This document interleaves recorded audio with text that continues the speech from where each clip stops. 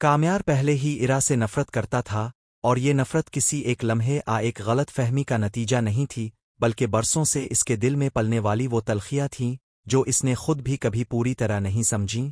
इरा की खामोशी इसे गुरूर लगती थी, इसकी नज़रें इसे तंज महसूस होतीं, और इसका हर जुमला काम्यार के अंदर छपी हुई कमजोरियों को छेड़ देता था। वो इरा को देखकर ये सोच लेता कि ये लड़की इसे कमतर समझती है, हालांकि इरा कभी ऐसा सोचती ही नहीं थी।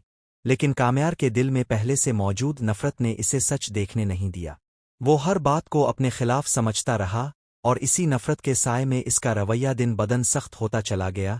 इरा की मौजूदगी इसे बेचैन कर देती थी, इसकी हंसी इसे नागवार लगती थी, और इसकी खामोशी इसे इश्तियाल दिलाती थी।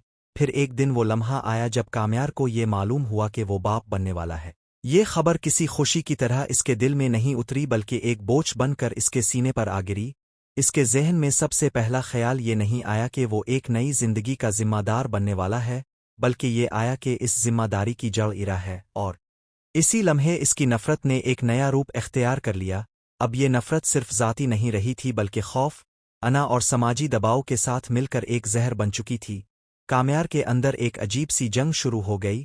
एक तरफ इसका मर्दाना गुरूर था जो इसे ये मानने नहीं दे रहा था कि वो किसी का बाप बनने के लिए तैयार नहीं, और दूसरी तरफ इरा थी जो इस सच के साथ जीना चाहती थी।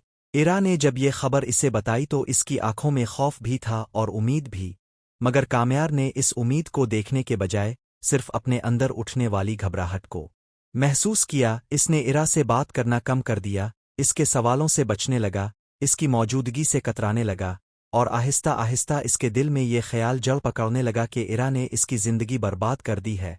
हालांकि हकीकत ये थी कि वो खुद अपनी जिम्मेदारियों से भाग रहा था।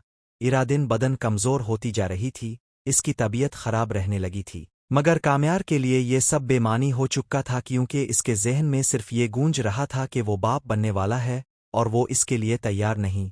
इसने अपने दोस्तों से बात की, मगर सच नहीं बताई।